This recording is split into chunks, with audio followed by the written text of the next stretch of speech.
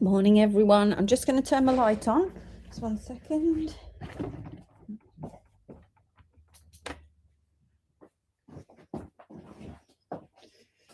Right, I'm getting there. I'm getting there this morning. I hope you're all right. Let's unplug. Let's leave that one plugged in.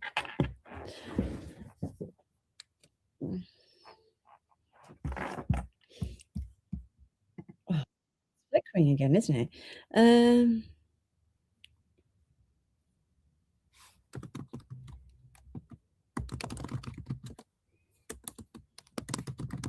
One second, I am here. I'm just trying to do about 8 different things all at once. You know what it's like. Right. But they are flicking, aren't they? Morning, Barbara. How are you? Right, 1 second. Let me finish doing one of the things at least.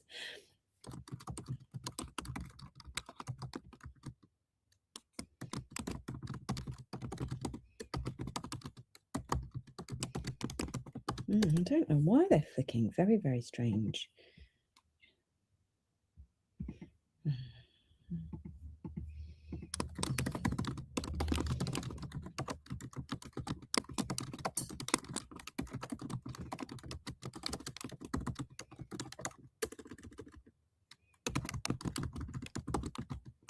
Right, okay, that one, that one, that one. I am here. Morning, Candy. Right, we've got this light that's flicking on, off, on, off. I don't know if it can see it. I don't know why it's flicking when it has never flickered before. Let's see, what have I overloaded the socket with? That's probably it. Right, let's take that out. That's going to... that might be it. Yes, that was it. That stopped it flickering. Morning, Faye. Haven't seen you for ages. How's it going over there? Everything all right? Morning, Sandra. I'm working, so maybe a bit distracted. I thought working last night would stop me buying, but it didn't work. So, well, I mean, it makes me happy if you... So that's good. What do you do for a living, Sandra? That's always good to know. I like to know what everyone's up to. Right. Right, okay, lovely. Right, that's that. Oh, there's just so much in my brain. There's so much going on in the brain that it's not able to stop at the moment. Morning, Desi, how are you? Let's have a nice relaxing live and then maybe the brain will calm down. That's the plan. So it's our Friday morning live. It's a very casual live on a Friday morning. We review everything from the week. If you want to review the cab pairs, we can do that as well. I know I played the cab pairs. So in the middle of January, when everybody was pushed to their financial limits. So if you've all got paid, then and you want to review them, we can do that. I don't know where they are, but they're here somewhere, so we can definitely do that. If you've got any requests of anything, you let me know in the comments, and then we're going to go over the bits and bobs from the Namibia show last night. So that's the format of the show today. And what else to say? I think that's it. So on a Friday, we always start the show with what we're doing at the weekend. So that's always exciting. Faye says, it's been a while, been busy with my twins. Need to make more jewelry. Well, that's all. Everybody needs to make more jewelry. Candy said, I was being good last night, sitting with my hands tucked under my arms until I bought the garnet hearts. You did. I thought you were quite quiet last night, Candy. Is that the technique then? If you sit like this, then you can't, that's it. You can't access the buttons to type in the comments. I run a small finance company. It's the self-assessment week. Oh no. Did you hear me say yesterday that I'd gone to this finance meeting on Tuesday? Yeah, it's just like incredible. Everyone was sitting there going, oh, I don't know anything about finance. It must be really hard as a creative to have to do your finance as well, because they're very much a part, aren't they? Morning, Tony. Desi says, I received my cab pairs and they are stunning. Thank you, Desi. More of the undrilled cabs in smaller pieces, please. Okay, so you want smaller cabochons. We are on a bit of a cabochon. I'm going cabochon shopping soon. So any requests there will be good. Finance can be very boring, Sandra says. Well, I don't find it boring. I I like a process, but I don't have a lot of patience to continuously follow a process. So I like things like spreadsheets and data and stuff like that. And I like to do it and see how that works. But then my brain moves over that and it's like, oh, that was interesting. But I couldn't do it all day, every day. But our business is supported by Angela, who's our finance manager, and we have to have an accountant, obviously, because we're a limited company. And actually, I couldn't be without Angela. She has been a game changer for the business, because to have somebody who can give you a different perspective on the whole business. So Angela probably knows more about the business than anybody else, because I'll bring her and say, I'm thinking of this, and she'll look at it from that finance perspective. Do you do that for your clients, Sandra, where you offer a bit of an additional service? So although she runs the finance, she keeps the cash flow up to date and warns me of anything daft that I've done, and sort of signs off on anything that I'm doing, so that I know that I've got a double check to keep the cash flow in order. Yeah, she definitely acts as, I say, I have a lot of ideas. So I say, what about this, this, and this? And then she sort of steps me back and goes, right, okay, but have you considered this, this, and this?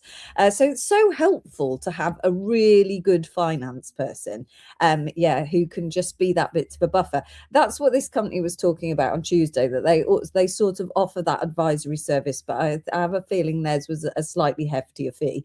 But yes, and it's understanding VAT, etc., which can be very complicated. Indeed, it must be very complicated. I don't understand any of that. Angela does everything. Morning, Tracy. Morning, Jane. I saw some lovely cabs on Facebook yesterday. It was called Morning Dew Jasper. Oh, let's Google that, Candy. Sounds like something somebody's made up. Oh dear. Oh, cute. It is rare, of course it is. Discovered in 2025. That is rare. From Indonesia. You have to be really careful with Indonesia. So it looks like an orbicular jasper, characterized by a scenic mix of deep forest green, teal, or ochre, and soft brown. Okay. I'll keep my eye out. It doesn't look dodgy. Yeah, without meaning to stereotype an entire nation of German people, there's so many con men, so much theft. You have to be really, really careful. They dye stuff, they treat stuff, they lie about stuff. They don't ever quite seem to know what they're mining. They just dig it up, dye it a color, and try and sell it to you. That is my personal experience, and I'm sorry to all of those Indonesian suppliers who are genuine, but I think they are few and far between. And they are definitely your guys on Instagram that spam the customers with "Hello, madam, hello." That's a lot of the Indonesian sellers. So it's not a style of selling that we like here in the UK either. So very, very nervous of them, and because they just always are there. They seem like they want to build a relationship, but they don't. I've had my fingers burnt. I know Alex has had his fingers burnt. So I'm always a bit cautious, especially when they found a new material in 2025 and I haven't seen it. I'm like, I'm thinking, I'm not sure, but that looks quite pretty, doesn't it? That is Morning Dew Jasper. Looks like a green, a tealy green ocean jasper. Very nice. Tony says, I hate self-assessments. I agree that cabs are amazing. Yes, if only could just do gemstones, no self-assessments. Well, I'm lucky because I get Angela to do everything, so I don't really have to do anything now. But without Angela, I would be in a panic, an absolute panic. So we need you in the world, Sandra. That's what we need. We need more people like you helping the businesses. That's what we need. People we can trust. It's what makes it all tick, isn't it? Right. So we're going to start with, what are we going to do at the weekend? That's what we always start with on a Friday morning. I tell you what I'm doing at the weekend, and you tell me what you're doing at the weekend. Hopefully somebody's doing something interesting, despite the fact it's the end of January and everybody has already had enough of not seeing any light this month. So this weekend, nobody's going to be jealous of my weekend. Tonight, Johnny, my eldest son, is having his 18th birthday party with the 18-year-olds in my house. So I'm not sure why I agreed to that. Carl didn't agree, but I said yes. So he's going to have 30 teenagers in my house, and hopefully that's all going to go swimmingly, just, beautifully. Now, I have a velvet sofa, and I'm a little bit nervous about my velvet sofa. So I've bought, after the recommendation of someone, I can't remember who it was. I don't know if it was Annie. Somebody recommended, this clear cling film that they sometimes put on your carpets if the decorator comes in or they're going to carry something dirty in your house. So I bought a wrap of this cling film for furniture. And when I finish this show, I'm going to wrap the sofa to protect it. So I've done that.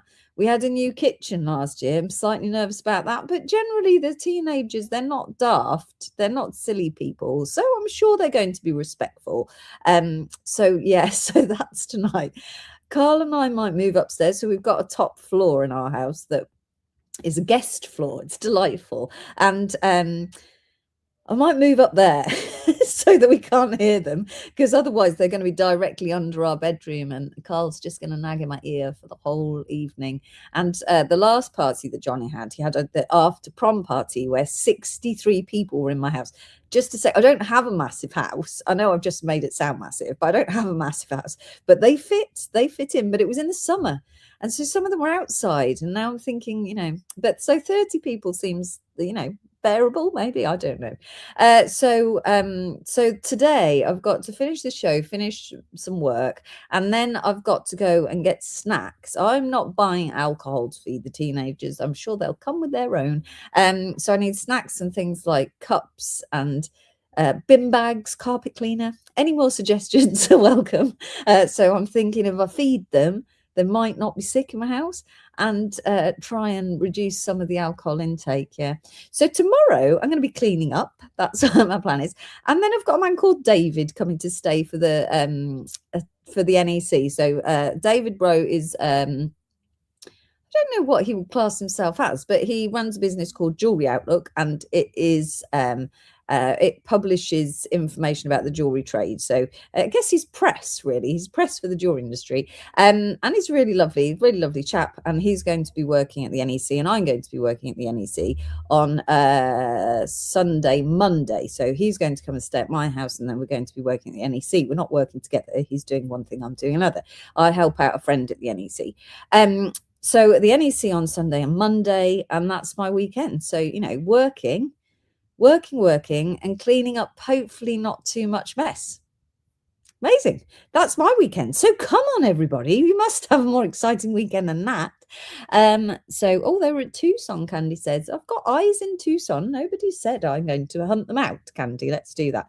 Tony says, we've got my son coming around for a bit with the grandchildren.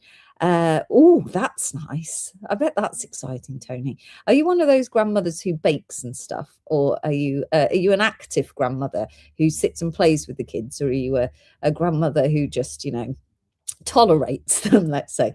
Good luck with that. I know there's a lot of people in my house, isn't it? It's going to be fine. The worst, so my fossil is the only thing that I ever really bothered about. So that will be moving upstairs with me. That's coming with me. Other than that, if anything, I don't really own any things, so nothing can really break. Just protect the sofa, remove the fossil. What else could go wrong? Other than that, I've just got cleaning up, haven't I? So it's all right. Sandra says, I've got a jewelry class tonight and tomorrow with Katie Parker. That will be nice, Sandra. Oh, that will be nice. Morning, Karen. How are you doing? So anyone else got anything to report for the weekend? You must be doing something. Can't all be sitting at home hiding from the rain. Jane says, my craft room is almost finished and I have a class in the afternoon with Gemma Crow, and then I've got a market in a museum in 2.5 weeks. I've done the silly thing and signed up for another Renaissance fair in June, so now I've got to get into the full swing of making. Well, that sounds quite a nice weekend, Jane. All sorts going on. Lots of jewelry classes going on. As you know, I go goldsmithing on a Tuesday, so I go to a goldsmithing school called the School of Master Jewelers, run by Cassie. and she's a master goldsmith.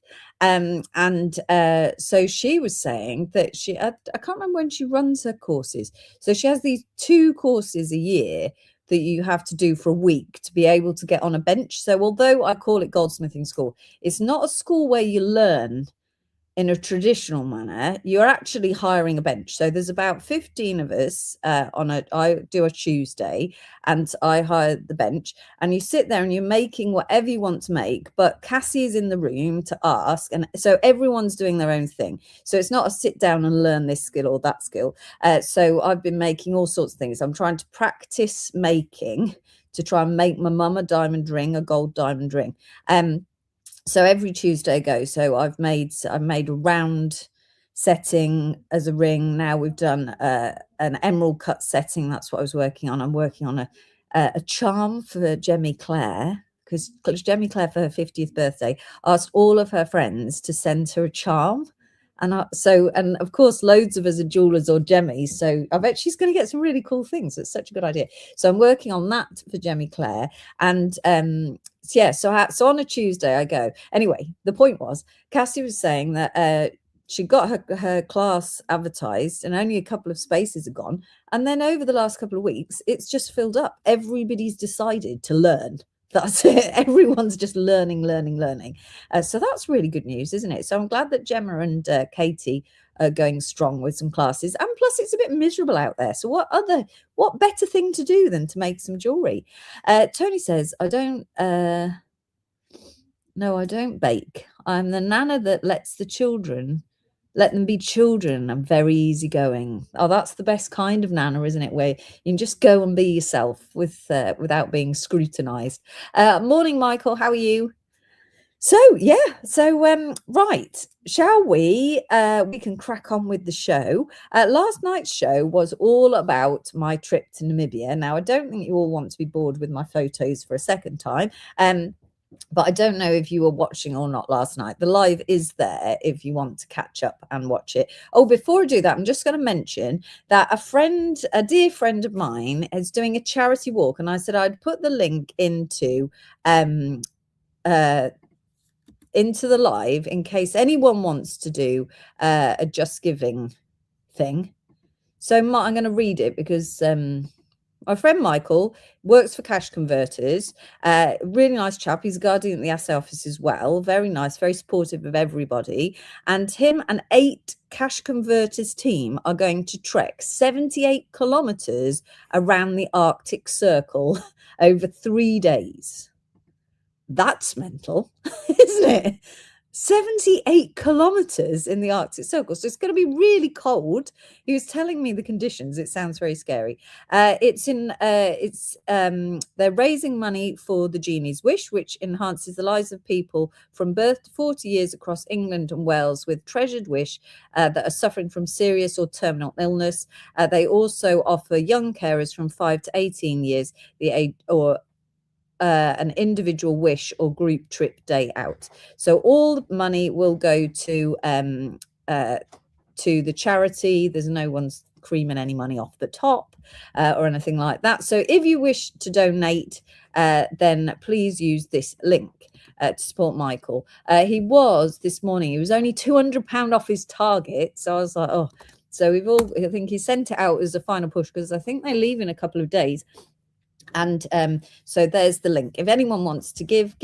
I think he's hit his target now. So by looking at it, he's just hit his target. But anything that you can give, I'm sure will be much, much appreciated. There we go. Right. So it's all good. So that's Michael. And good luck to them. They're very brave. I'd love to do it. I'd love to have a go, but I don't know if I'd stand the cold. Lisa could definitely walk the Arctic Circle, still wearing her top jeans and cardigan. She'll be out there. What do you reckon, Lisa? Should we just chuck you out into the Arctic Circle? A couple of husky dogs, you'd be all right. Problem is I don't like snow.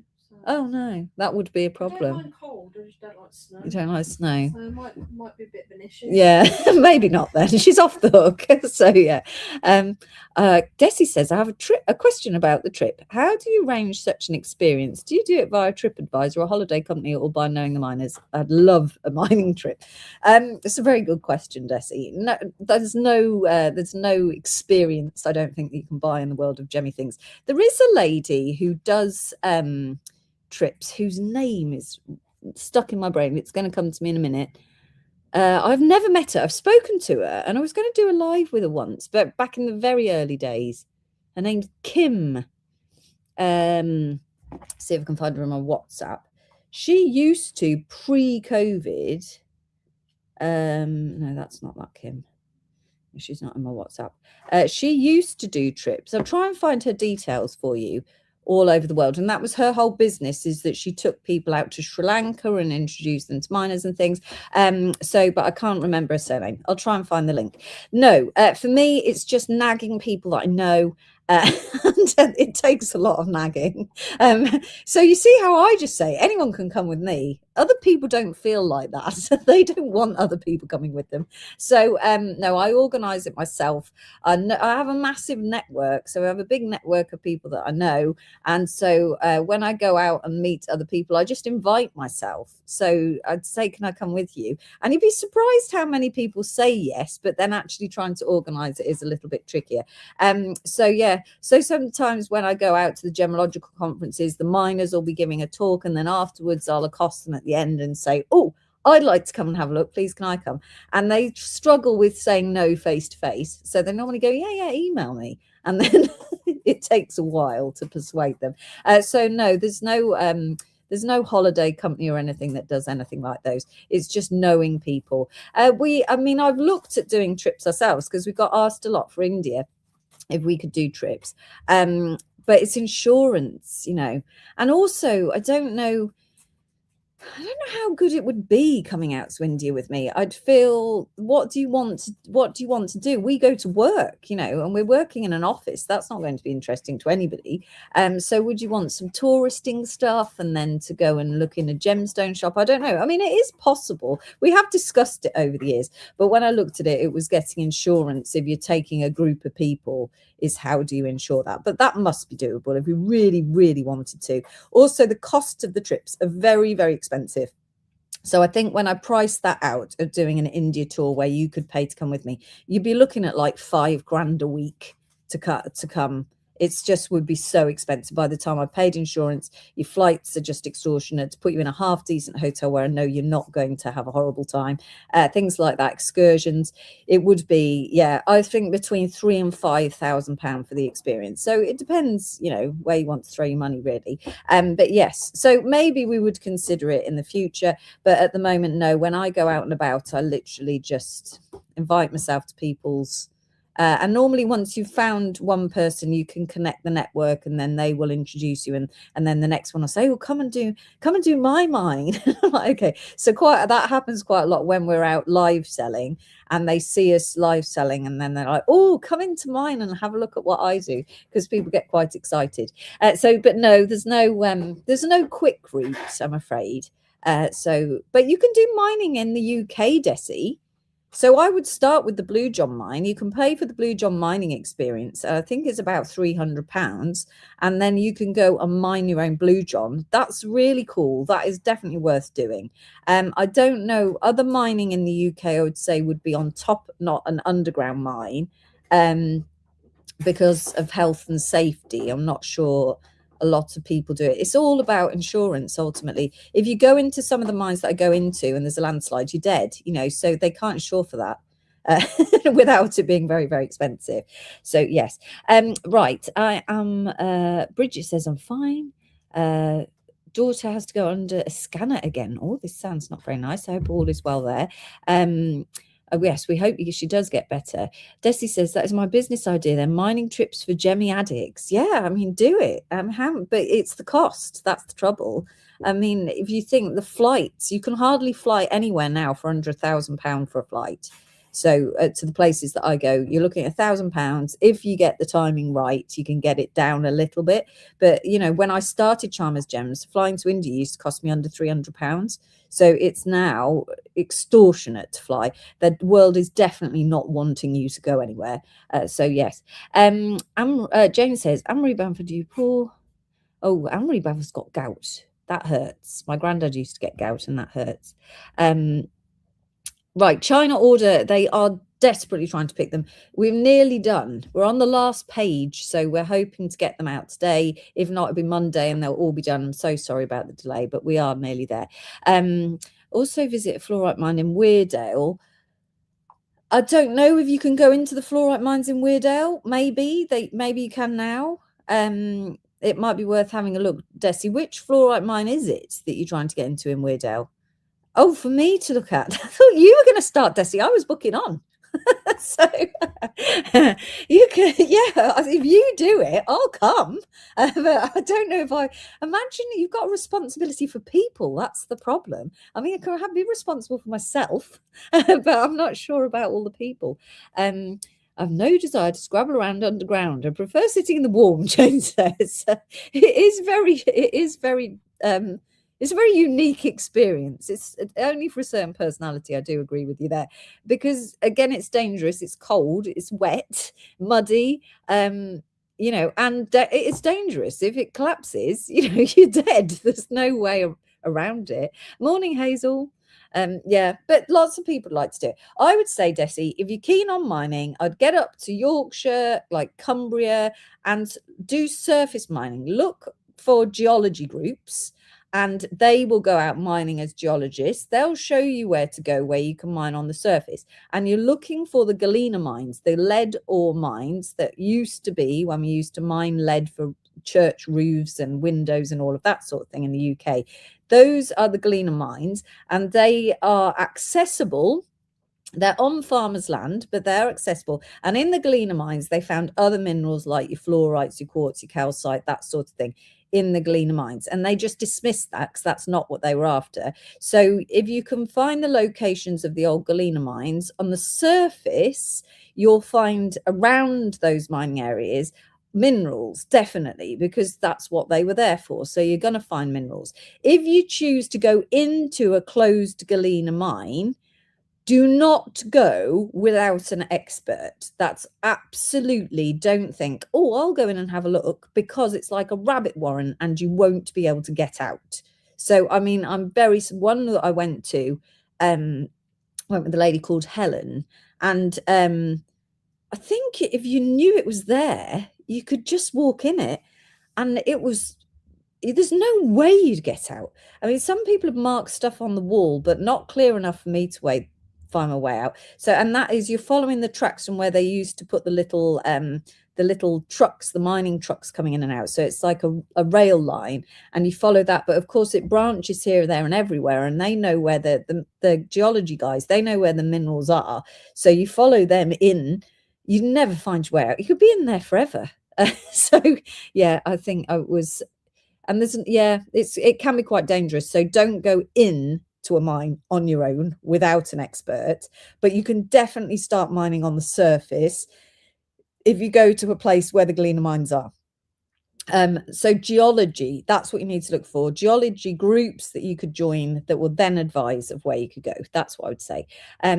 I know they do mine things in Brazil, but at your own risk. I imagine Brazil is less health and safety conscious than we are. Yeah, places in the US, Sweden, Germany are too good for surface mining, Michael says. Yeah, and you can go, once you get into it and start asking people, then there's loads of places that you could go and do surface mining. So I'd definitely start with that. When I started mining, I started on the surface. Did I? No, I did one underground, then I went on the surface, but that was under the supervision of everybody else. Places like, there are shows in Bakewell. Have you been up to that one, Desi? There's a show in Bakewell. It's at the end of the year. I've never actually been, but there lots of the gemmy geeks and fossily geeks go, and they're selling their bits of minerals and stuff. They're the people to talk to because they're the obsessives that go out of a weekend as a hobby and do some mining. And if you can get into those groups and maybe offer to pay to come along with them, then they're the guys that you need. So I would say somewhere like the Bakewell show, that's going to have the really geeky people. So yeah, I might go next year. I have to look at the dates. Can you find ammonite on Whitby Beach? Ammonites on Whitby Beach are called Whitby Dacks. Yes, you can. So I went to Whitby and did that. There's a company called the Yorkshire Fossil Company. You probably follow them on social media if you like ammonites. They do a lot of Whitby Dacks, but unfortunately, because of the popularity of social media, has promoted Whitby as a place to find fossils. There aren't as many as there used to be, apparently. So, but you definitely can find them. They come in little balls, so you need to look for a nodule, and then once you've found these little nodules, if you crack it, you'll find your Whitby Dack inside. It's very exciting. That's very exciting. I love fossiling. I love mining and I love fossiling. And you can find jet on Whitby Beach, but it's in the water. It's in like the pool's water. So again, I went out looking for jet with a jet person, and I found some, but it was very hard to find. I wouldn't have found it on my own. But the ammonites, you definitely can, and you'll see them in the rock faces. So I'd highly recommend Whitby and around that area. And again, if you Google it, you'll probably find places. The Jurassic Coast for fossils as well is really good. That's where my fossil came from Lyme Regis. There's loads of places that you can do fossiling, and that's really rewarding because you can see them, that you know they're there. You can see them in the actual rock, so you know they've got to be there somewhere. Yeah, it's also exciting. I wish I could just go around the world mining stuff and filming it. I mean, I don't know what I'd do with it all. I don't really want to keep it. I just want to find it. That's what it is. So I'd like to go to Australia with Cole Duff. He just goes out with his drone, assesses plots of land for mining, and anything he finds he keeps. Who's this man? We need to find him. Yeah, definitely. I'm not doing anything by myself. I'll need a professional guide, Desi says. Yeah, definitely. Try geology groups. Try Bakewell. I know that some of the crystal sellers, I don't class myself as a crystal seller, but some of the crystal sellers, I think, went on some trips with the Yorkshire fossil people. But I don't know if that was open to the public. I don't know what it was. But I mean, they might be worthwhile. Just don't buy your gemstones from them. Come back to me. But I don't really know, because I've not looked at it, because I just tag on to the groups of geeks. That's how I do it. And they're so lovely. And they all just get as excited as I do about the gemstone. And that's quite hard to find. Right, let me just turn that's my husband ringing. So let's turn him off. Right, shall we actually look at some gemstones? So these were the gemstones from my Namibia trip. So in December, I decided I was going to go mining in Africa, and so off I went. And these are the ones that I found in Namibia. So I need a tissue now. Here's a tissue. And it was a brilliant experience. It was such a lovely country. Excuse me a second, I'll just quickly wipe my nose. There we are. It was a brilliant experience. Great country, hardly anybody there. My kind of place, just me and the rocks. That's it. A couple of nice people and some rocks. And so we mined all sorts of things. We explored quite a lot. And if you watched the show yesterday, I sort of explained what I could about the journey. I didn't go through everything because there was a lot happened. But some of the sort of highlights of the Bramberg Mountains and where your Brambergs come from, they all sold out yesterday, so we don't have any of those available. We met tourmaline miners. We went out to apatite mines, garnet mines, and it was just fascinating, absolutely fascinating. I'd never imagined what Namibia was like. Sometimes you can go on holiday to Namibia and it looks coastal and pretty, and it is definitely that. But where we were staying was very, very hot, and then in the next town down, which was about 3.5-hour drive away, it was 10 degrees cooler. So that was lovely. Imagine if you could drive to go on holiday somewhere that's hot in 2.5 hours, 3.5 hours, sorry. was like, this is genius. This is so. If you get too hot in your town, you just take a day out and cool down in another town. So, but that was on the coast where it was a bit cooler. So luckily, because someone actually put on our social media, how did I manage the heat? So I was really nervous about getting burnt because I have very, very pale complexion. I burn at the sight of light. So I did what I probably shouldn't do, which is I went on a sunbed. I went on a sunbed for so many sessions before. I think I got like 4 sessions in and burnt on the sunbed immediately. But I just wanted to try and take the edge off. So I did that. And actually, I didn't burn there. I did cover myself up. So if you'll see in the videos, they do not look good. There's no part of looking good when you're mining. I had like bucket hats, I had caps, I had all sorts. I had long sleeve cotton shirts over the t-shirts. I was covered up, definitely. You also have to wear massive boots because the scorpions, so you can't risk you couldn't wear, sandals or anything. You couldn't really wear that anyway, I don't think. You couldn't wear sandals or anything like that. So you've got massive boots. I did keep shorts on, but then really, really cover myself up. And then the gemstones are really close to the surface in Namibia, so that was really interesting. And because we were there at a very dry time as well, a lot of the riverbeds had disappeared, so they could mine the actual riverbed. But I'd always seen, you see images of it that's called alluvial mining, where they mine from the riverbeds. And of course, you see the images of them in the Congo and stuff, where they're mining in and panning for minerals in the water. But there was no water, so they could just get into the riverbed and try and find the gemstones. How cool is that? It's so cool. Morning, Christine. So the trip itself was absolutely extraordinary. I learned so much. It was one of the most fascinating things that I've ever done. Especially on the Garnet Day. The Garnet Day was just exceptional. It's such a good day. But I learned a lot about gemstones, a lot about mining, a lot about geology and geography of a country.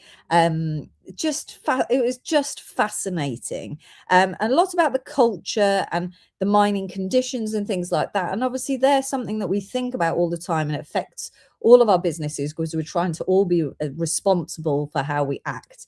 And so to be able to see firsthand how people are trading the gemstones in Africa was really, really interesting, and how that sort of supply chain works of gemstone trading. That was interesting. I didn't see anything dodgy, nothing at all. Everything was above board. So that, those sort of cultural experiences and a reassuring of the ethics of a country as well when you actually go out and see stuff. In my career, I've definitely gone places and thought, this is tricky. You can honest in the last since I've had Charms Gems. So in the last 10 years, you've seen such changes across the world of how people are treated and the responsibility across the supply chain for the people who work in the industry has improved so much that I'd say for the last 10 years, I probably haven't seen anything that I wouldn't touch. So that's good to know, isn't it? But I'm sure it's out there. It's an industry where there's money, there's corruption ultimately. So so it was really quite interesting. Susan says, Mark Kemp, the fossil hunter, does wonderful guided walks around the northeast and Humber Coast, guarantee fossil finds. There you are. That's who you need. Ask the Yorkshire fossil hunter. I didn't know there was 1 or 2 of them there. Social media is never, I follow them because they do awesome stuff, but I don't really look at it. But they're doing a great job on social media. It looks great, don't they? Having a great time. That's what I like to see. So Susan, thank you very much. There's some advice for you. So the Yorkshire fossil hunter, and he does trips out, guaranteed fossil finds. Morning, Kirsten. Hi. You can now go to China visa free, Christine says. Really, Christine? So you could go to China visa free before, but you have to go through China. So have they actually totally changed the rules? That would be great because my visa is up soon. And I don't want to go back to the embassy. So I'd be very happy if they did that. But you could go visa free. So that's how in the end we managed to sort our situation last year, but you had to be transiting through China. So you had to go from China out to Hong Kong and then back. So you went further away to come closer. So it was really irritating and it cost a load of money. Did you do a Bramberg amethyst stretchy bracelet before? Yes, I've got them. Yeah, they're here if you want one. We can get another one, Candy. Have loads. Yeah, Bramberg amethyst stretchy bracelets we've done. Yeah. It's such a brilliant gemstone. That was a definite highlight as well. So these gemstones are all from Namibia.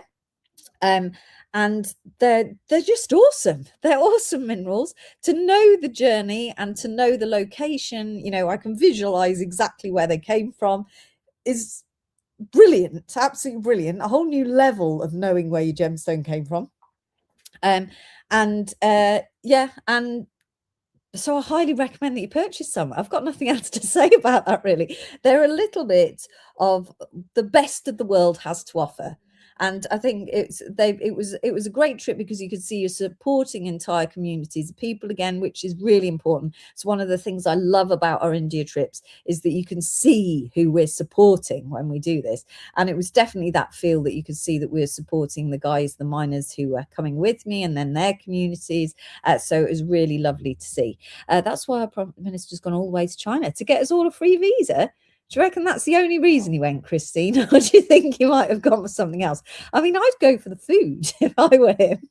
But that's brilliant. Good for him. Well done. He's done something positive. That doesn't happen, in my opinion, very often with this Prime Minister. He seems to be out to get me. It feels very personal. So, yeah. Right. Shall we have a look at the gemstones without meaning to get into a political debate?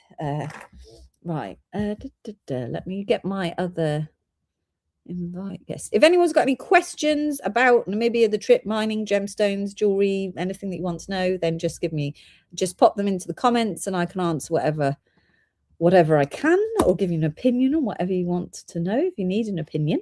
Let's do this one.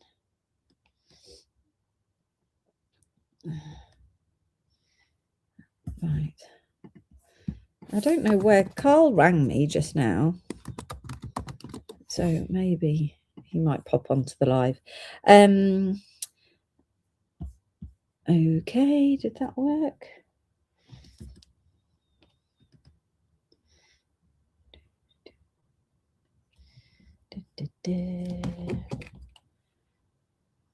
Let's press all the buttons pressed. Anyone have any requests for this show, you can put your gemstone requests in. I have said that if you need the cabochon pears back, we can bring the cabochon pears back later for you. And anything else that you want to see, then just give us a shout. Right, what to start with? I mean, there's so many options we've got going on here. I haven't put my tracker up or anything. I have done it. I have prepared it, but it's not here. Just a minute. Budgeting sheets up. They're not nearly as exciting, aren't they? Right. Oh, just closed it by accident. 1 second. Come on, tracker.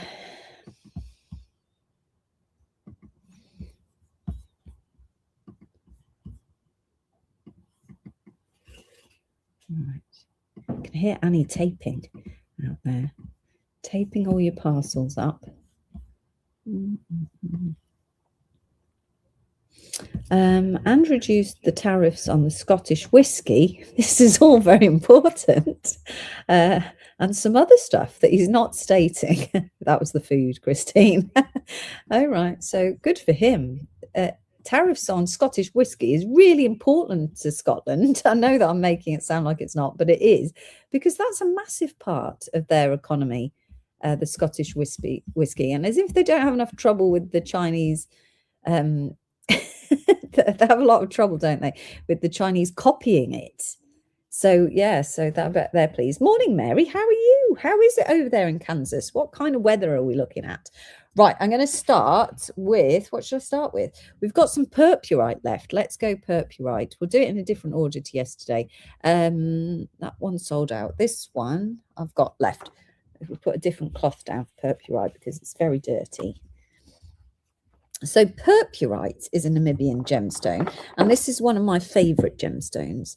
Let's have a look. So this is a purple material. It's always very, very dusty, so it will be, you can wash it under the tap and try and get the dust off, but it's bright purple, as you can see, and it has this kind of schiller that goes over the surface. It's not used a lot in gemstones because it has to be stabilized, and it has lots of surface reaching features, as you can see here, if we look at the surface of that. So it can be quite tricky. You'll get a very low yield from this material. But we do it in cabs, and we did have it in beads as well at the end of last year. Do you have any specular hematite? I think I might have somewhere. I will write that down. The code for the purpurite is 67IS, and it is £5 for a piece of rough purpurite. I'll write it down, Anne-Marie, but if not, then I can get you some if you want some. Specular hematite.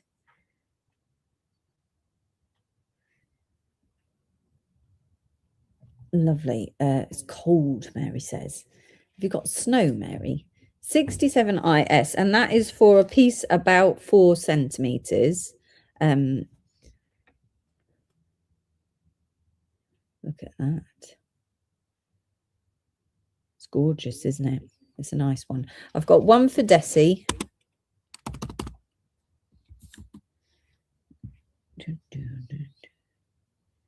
Look at that. Such a beautiful gemstone. You could use it for your tree of life bases or just collect it. Desi, are you going to try and cut it or tumble it or something? There we go. That one is that one. Then I've got some mica specimens. Now, again, I love this. I just find it fascinating. Yesterday, I had a mica bracelet on, but I didn't think to show you. So when I got home and took the bracelet off, I thought, oh, I should have actually shown you. So this is phlogopite mica. You get different minerals that grow with the mica. So this one has got phlogopite growing with it, and it gives it a color. So this tends to come out like an orangey to green color. So so it's lovely. It's used in makeup. It's used wherever you need something really shiny, but it grows in these beautiful hexagons, and it grows in very fine layers like this. That one that you just saw, I kind of pushed an edge back in because it's very flaky. Can you see there? So it grows in these fine layers, and we could kind of peel them off if we wanted to. But I just found it fascinating. Again, a great specimen if you're a specimen collector, or something just a little bit unusual if you're wanting to use it for display or something like that. It can be quite a good display piece, a definite talking piece. 70 GQ.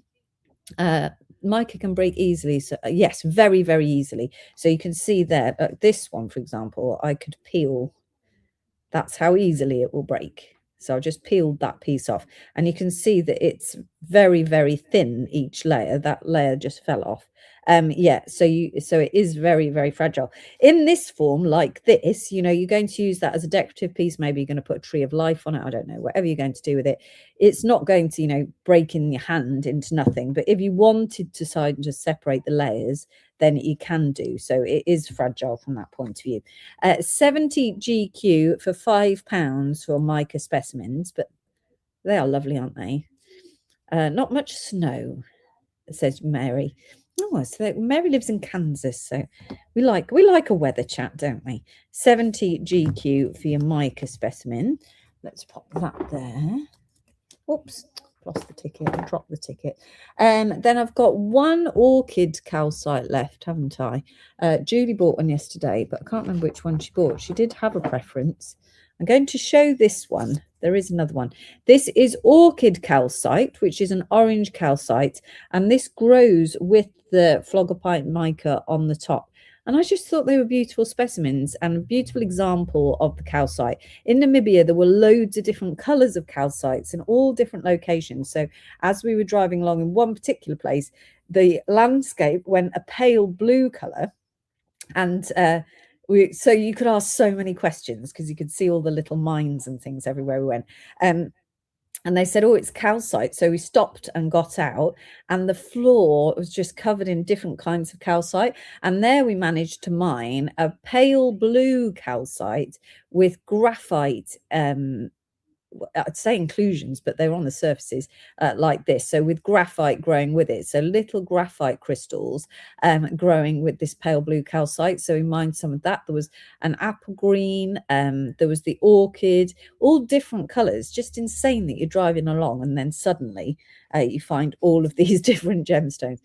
69 ET for £12.50 for a beautiful orchid calcite specimen like that. I'll hold it here for you so that you can see how big it is. So, and just a nice specimen. That one is 69 ET. And then I was on a kind of mission with some of the other gemstones. Let's put this out of the way now. To try and bring you some, thank you, Karen, one for you. To try, they've sold out actually now.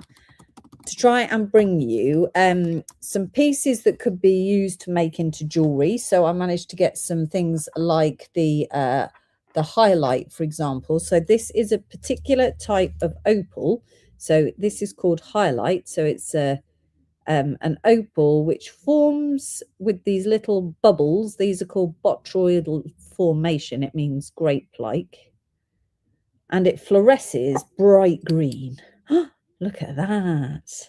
And so this one, I've been trying to make them so that you could make them into jewelry if you wanted to. So I managed to select some sort of slimmer pieces. This would be a pendant size piece. 49 IH for £8.50. Are you allowed to pick it up and take it away from the floor? Sort of. I think the answer is yes, to a degree. So you could pick up, I mean, you couldn't ever take any volume if you were just somebody who was driving past, I suppose. So, but we could mine certain areas. So because I was with a mining team, they had the rights to mine particular mines. So they owned some of the mines that we visited, and we had the rights to obviously take whatever we wanted. Thank you very much, Jane. But then when we were driving along with the calcite stuff, we did stop and mine some of that. So that was a sort of disused mine where someone else had already mined it and then they'd finished. I'm not sure how that worked legally. I didn't ask the question actually, Christine. But in theory, you could stop and pick a piece of something up off the floor and put it in your pocket. I'm sure you can't. It's like taking a pebble off the beach. So you could probably do that, but not in any volume. Definitely not. Now, you can't take the gemstones out of Namibia. So when you went through customs, they pulled anybody who'd got gemstones in their bag. So people who picked up things like this, if you had any quantity, then they got removed from you and you were told you weren't allowed to take them out of the country.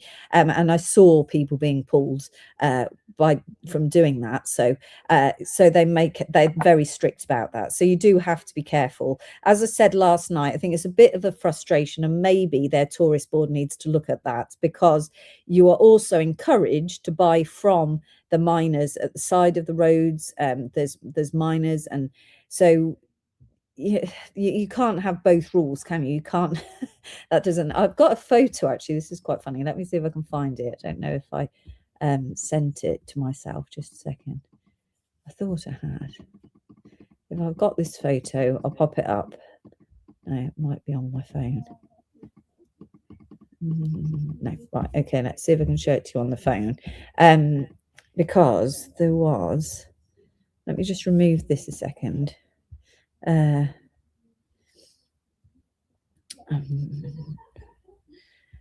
it in there? Just a sec. I've got a folder. So this photo I took in the service station. So where you get petrol, there was this sign. This is how strict they are. This is the sign in the petrol station. It says, important notice, no gemstones may be sold or bought on these premises. It is illegal. Look, it's very strict. Number 2, please do not buy food or fuel from the beggars. And number 3, please do not give money to the beggars. Please feel free to support the small miners opposite the service station at the tree. Please help us be part of the solution, not the problem.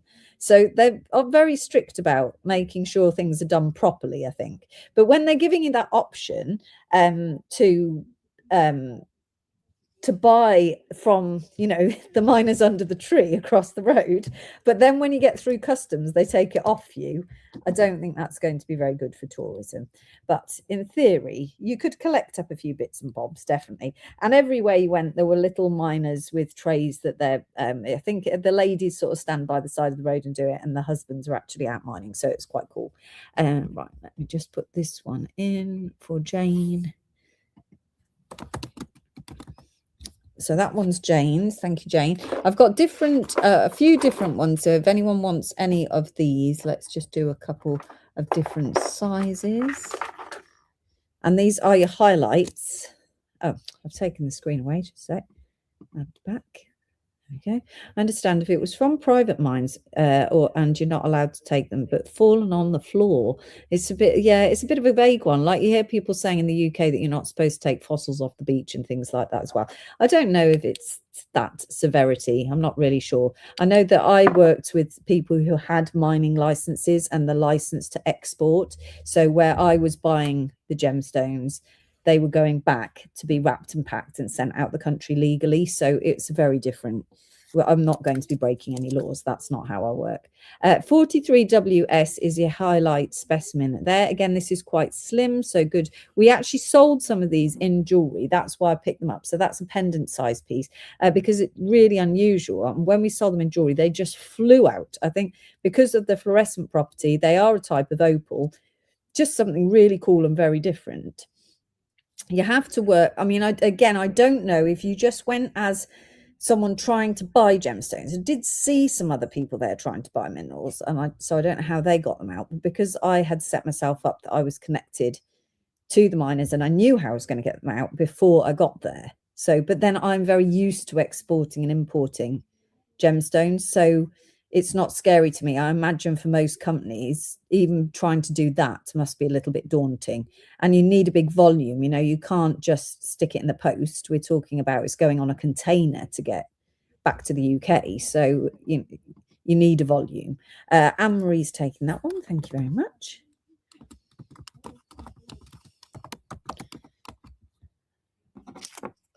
Done that one.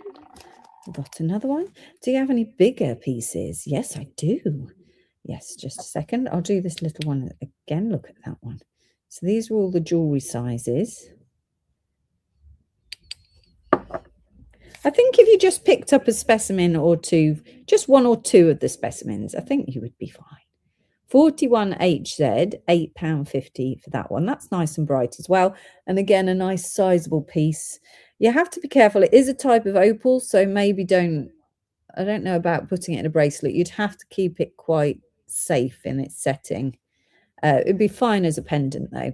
41HZ for that one. I've got a massive one, Christine. This one's really cool. So this one, £34.50, and this one is on, this I think is dogtooth calcite. So there's a type of calcite that forms looking like dog's teeth, and I think that's it in this particular formation. I bought some when I was a student. And then this has, so it's got your calcite and then the highlight has formed over the top. So this one's really cool. When I went to Tenerife, it was not allowed to pick the rocks from the volcano, but so many people did. Yeah, and I guess it is destructive, isn't it, when you think about it? Yeah. And then, but then people think, oh, if I just take one, it's only one rock, but en masse, that's a lot of rocks. We have I don't know what that's called, a feature here in the UK called Stonehenge, Michael. What was it? It's a circle of massive rocks, an ancient circle of rocks, and you used to be able to go up to that. And I remember as a child visiting Stonehenge and being able to walk up and touch it, but they had to stop the public going near it because they kept on taking the rocks and touching bits of it and stuff. So you know, when there's a volume of people, it does make a difference, I'm sure. So this is your highlight. Is a site of worship. I think it's a druid site, is it? Does anyone know anything about Stonehenge? My ignorance is really showing now. It might be a druid site or pagans, or I'm not really sure. Somebody will know more about Stonehenge. It's absolutely fascinating. Yes, druids still go on solstice. It probably is then. Yeah, it is. It's fascinating and it's enormous. Yeah, so interesting. Look at that. Yep. Christine said she used to walk around it. I can remember it as a child going up and getting really, I mean, I think we touched it. Yes, it's a druid site. There you are. See, I did learn something back then. This one is 27 HD for 34.50. That's the largest one, Christine. Trying to see what else we've got further down the trades. just a second, because I might have. Let's just put there a minute. I don't know. I think all the here's one. Here's a black tourmaline with some highlight on it. Pagan, I think. They used to open it up for winter and summer solstice. Yes, I think so. It's Preseli bluestone. It is. So one of the materials that we sell on the show is Preseli bluestone, and the inner circle of Stonehenge is made from Preseli bluestone. So this is, if you want this one, Christine, this is black tourmaline. It's got some quartz in the back, and then it's got the highlight on the top there. And this is going to fluoresce beautifully. So it's a bit more of an unusual looking specimen, but you get a little bit of everything in this combination. I think this is one of the ones that I didn't price yesterday, so we can pop a price on that one. This one's going to be £14.50. 112RV is its code.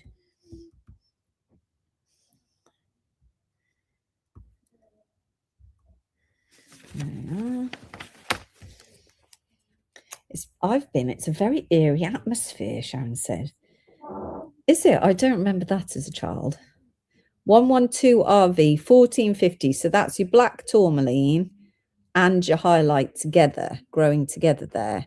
And you've got, I know it's really difficult to see, but when you get it home, have a really close look at it. It's really beautiful. Right. 112's gone to Christine. Don't have a 112 code.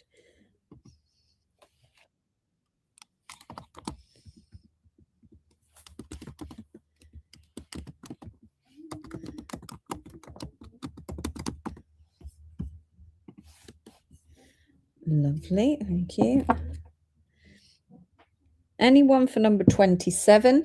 Then we've got these two incredible black tourmaline specimens.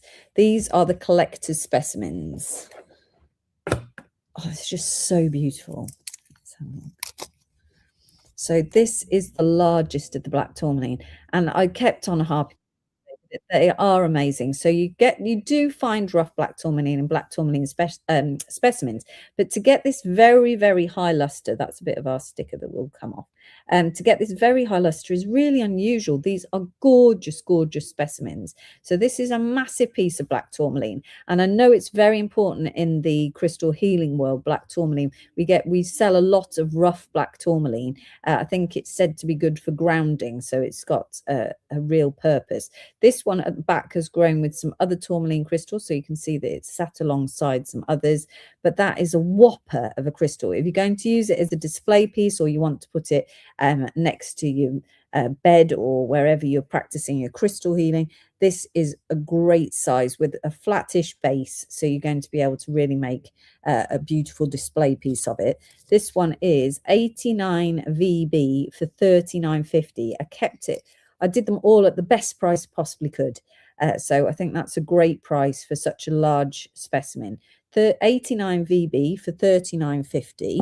And then the other black tourmaline. And I'm very surprised this one's left, because this is the one out of the specimens that I would buy, because it's so unusual. Number 86. Let me just double check it is still left. Yes, it is still left. This one, so it's obviously been waiting to find its home. This one is £62, so 86GR. And actually, you've got the formation of the tourmaline. So you can see a tourmaline crystal here, but this comprises of hundreds of little tourmaline crystals that have all grown together as a cluster. And so this cluster has grown in this direction, and this is the end that you're seeing there. These are the end of the tourmaline crystals. So it's got the most incredible pattern of all of those. And then another of the same formation has grown here on the side. I mean, that's so unusual. I've never seen this formation before. So the two crystals have sort of joined together, and then you've got this big chunky one at the bottom. I just think that's so interesting. And if you are a collector, then this is, a fascinating piece to own, not your run-of-the-mill typical black tourmaline crystal. And then to be able to see all the ends of the crystal as well, it's just amazing, isn't it? So the code for this one is 86GR, and that is £62. That one, just astonishing. Then we've got so many things. I've got the garnet in limestone, which I'll show you now. And then, whilst I've got them out, although I'm not sure how many are left, I've got 3 palm stones left and 2, 3, 4. Oh, I've lost the count. 1, 2, 3, 4, 5 donuts. So let's do palm stones. This is the garnet in limestone, and this is on my videos that you'll see over our social media when I went out to the garnet mine. And look at that. So each of these is a little garnet crystal. So you can see the crystal, all the perfect little crystals. And I particularly intentionally picked the ones with the beautiful formations of the garnet crystals, so you can see that they are garnets. They're so pretty. These ones are 84OH, £9.50, but I've only got 3 of those left now for your palm stone. Great if you want to keep them in your pocket. They're really tactile. They're a lovely size. So a sort of little 4cm pocket stone, really. 84OH for £9.50 for those. And then I've got some donuts left. And I think Katie Parker does a donut workshop, doesn't she? So you've got some donuts here. Karen, happy birthday to Karen for in the week. Was that Wednesday, Karen? And one for Karen Burrows as well. So I've got Karen Hansen and Karen Burrows. There's one of those left. And then this is a donut. And these are also £9.50, 85YA for £9.50. So you can make really fast makes with your donut. And again, you can see those garnets in there. It's the birthstone. It's the birthstone of this month, isn't it? It's a great birthstone to have garnet because you've got so many options in garnet. Oh, the workshop tomorrow is donuts, said Sandra. Oh, sorry. Well, if you need any donuts, Sandra, then you know where to come. Karen Burrows would also like a donut. Thank you. Lovely.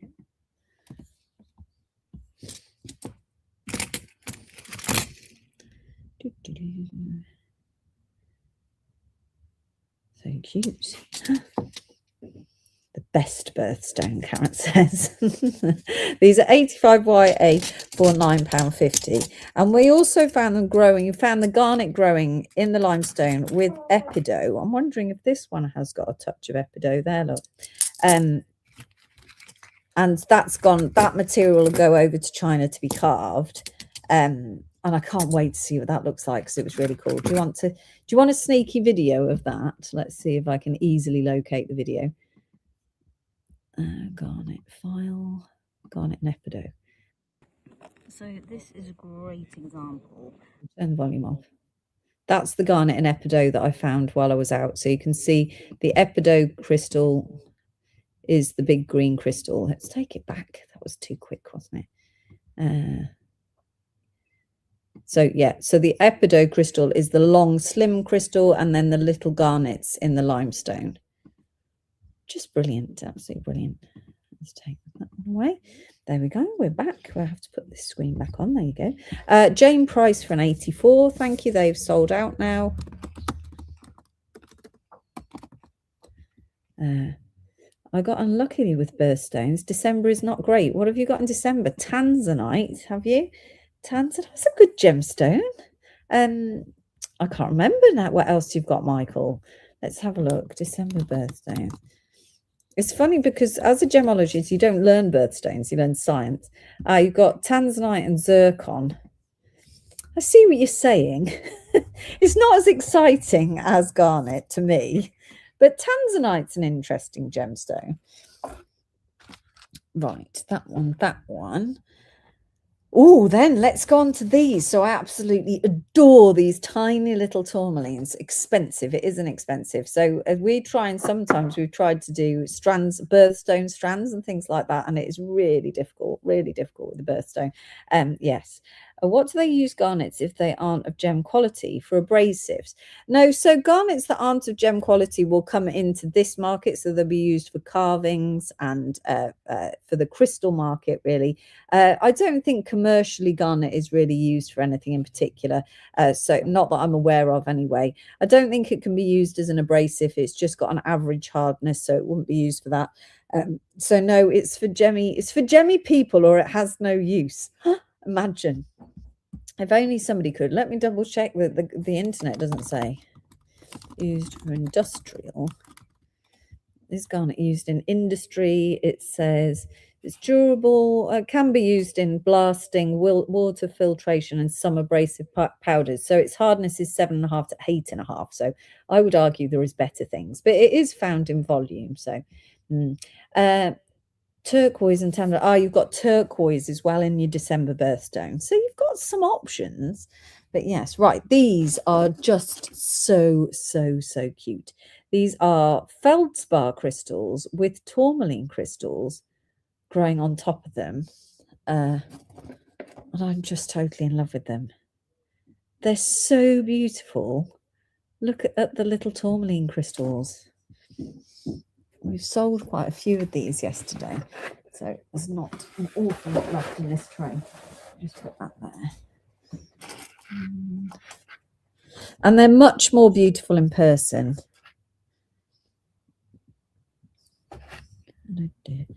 I saved some for this live. That one's... that's all of those. Right, okay.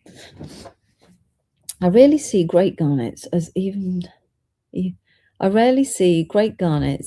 gems anymore. Sad, really. Gotta love a good tourmaline, Michael says. I think garnets are up there. So garnets are up there in my top 5, definitely, because they're fascinating, and the colours garnets come in they're just insane. If you get nice garnets, they are just beautiful.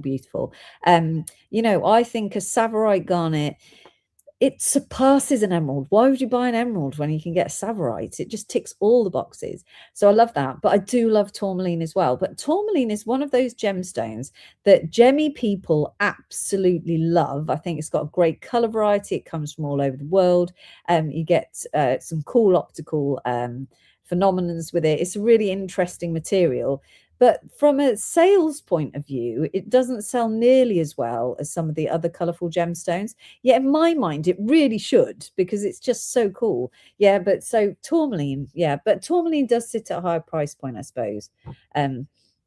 Yes, they're one of those, aren't they? Right, so we've got these little tourmalines growing with the feldspar. This larger size, they're £7.50, and those little ones are just £5. So let me give you some tickets. We'll do individual codes on these. These are £7.50.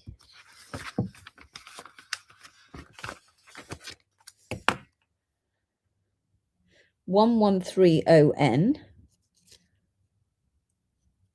I do have some Uvarovite garnet on my desk, which I was going to just do a little live with next week, if anyone wants to see them. I suppose I could sneak them into the live.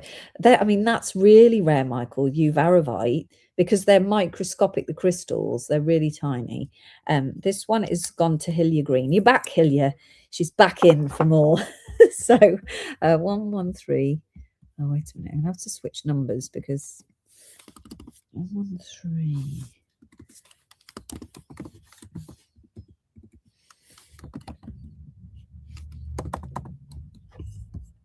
You love them as much as I do. Let me just cross out some of these numbers. Right, my next number is 120. I've got you, Desi, for 2 small ones. Just bear with me. I'll just do these ones. 120. Look at the little baby ones. 120 PV. 120 PV. And then the last one. This one.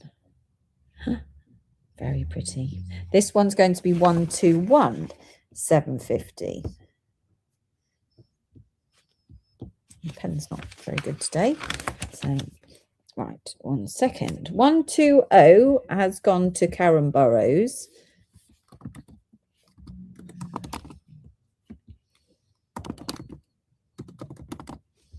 Then I've got 121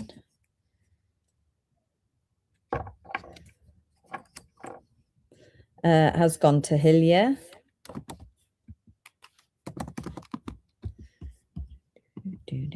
Thank you.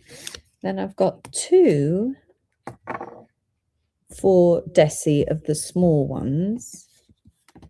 Oh, pressed the wrong button.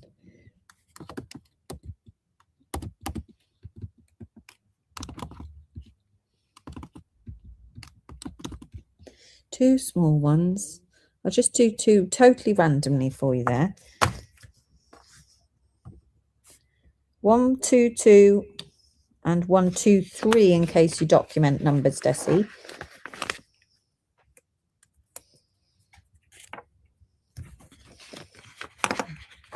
And yours. And then we'll do. Michael says I've got a lot of micro stuff. It's rare. I do have a microscope and can use it. Do you? I don't have a microscope. I've been. I'd love a microscope.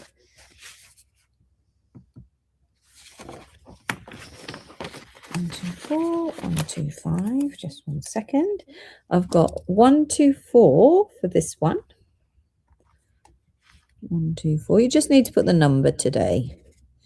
1, 2, 5 has got the little babies on it. No, I'm going to make this one 1, 2, 5. 1, 2, 5. That's the £5 one. Let's do this one at £3 because he's just a baby one. 1, 2, 6.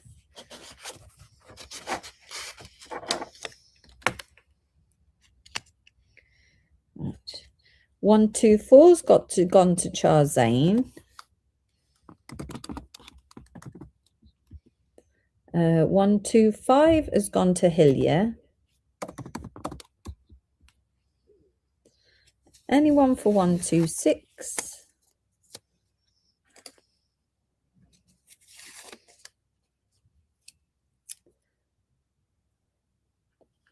Michael says, my other half got me a new microscope for the Yule. I use it mostly for fungi, but it works for minerals. Oh, what fungus you're looking at? That's exciting. What size are the garnet donuts? I think they're 40 millimeters.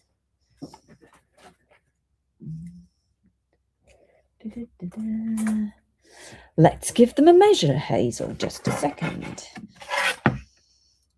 40 millimeters garnet donuts. They are code number 85. 85. No one for 126 for the £3 one. Is it too little? It's so cute for £3. 126. Right. Let me see if I've got any more. Let me have a look. 1, 2, 5. Okay.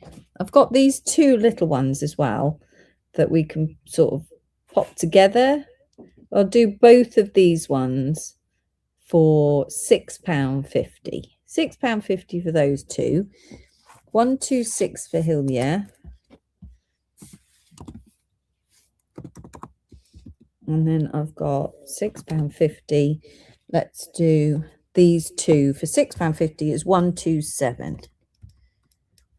2 pieces. You certainly can have a garnet donut. 1 second. 127.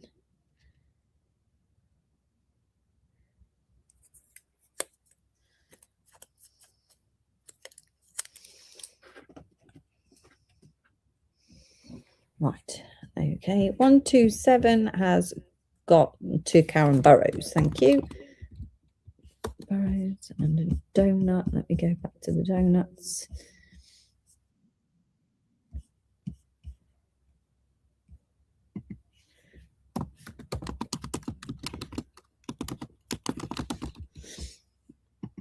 Lovely. Donut wise, I've only got 3 donuts left.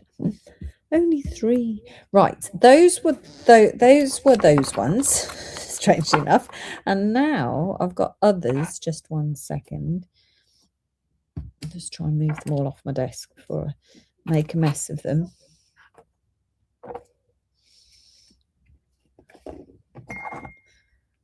Oh, it's a ping. I don't think that's me pinging. Right, I've got here some tourmaline clusters. We didn't play these yesterday.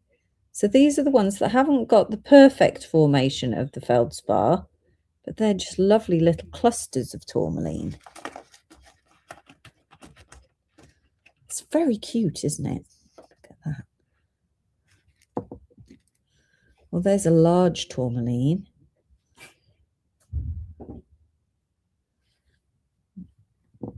Let's have a look. Very, very nice clusters. Right, what have we got here?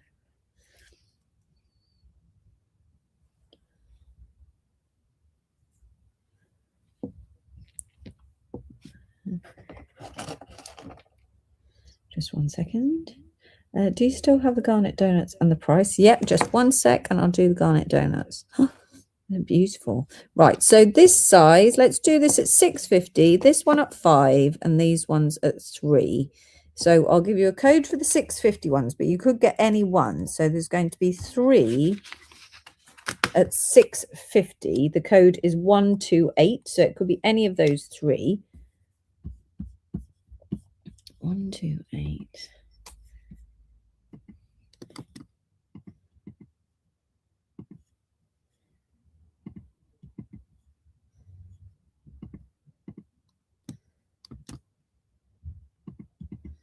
Just 1 sec.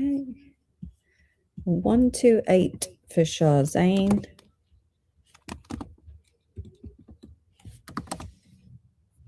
Anyone else for a cluster? I mean, they remind me of a granola cluster, but they're not going to be nearly as tasty as that. 129 are the £5 clusters. You can't really see how adorable they are. 129, so there's 4 of those. Look.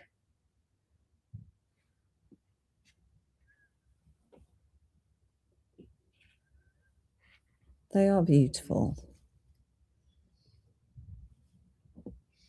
129.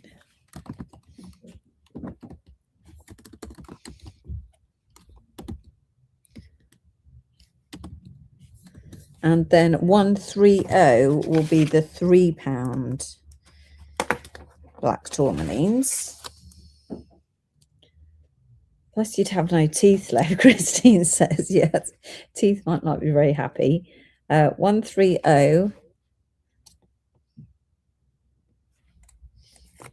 Right, 130. Anyone for any of those, let me know. And then we do have, I've also put out for sale the spiral cages so that you could put them into a cage. So you get 5 silver coloured spiral cages, 5 pieces. So you could, for example, you just pop them open. You can put anything in here, obviously. Choice is yours, but why would you not put black tourmaline? And then you keep your black tourmaline in there. You get 5 cages for £3.50. 363 is the code for the spiral cages. Let's pop that back down. The 130s have both gone to Jane Price. Thank you, Jane. So 363 is your code for the spiral cages.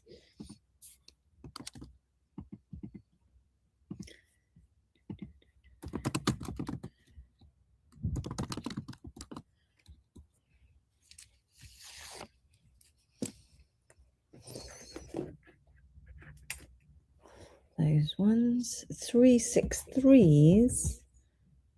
Here they are. Oh, I thought I had loads, but I don't have loads left now.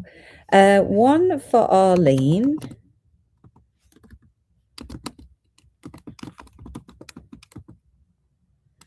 Just need to direct message us with your email address, Arlene, please.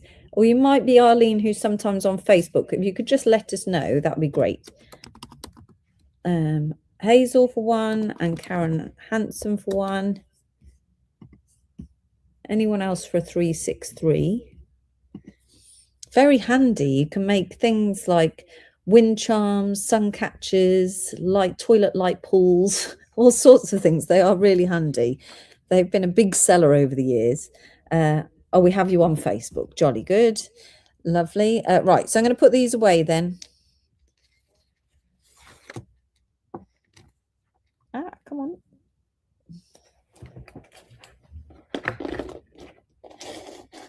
And then we do have some black tourmaline crystals.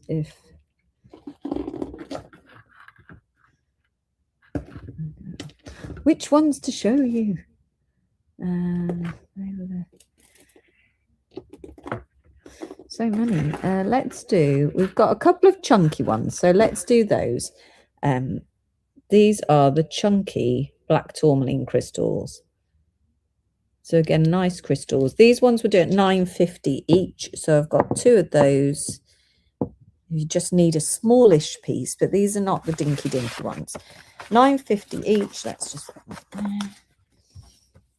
131 easy code for your chunky specimens. 131TS.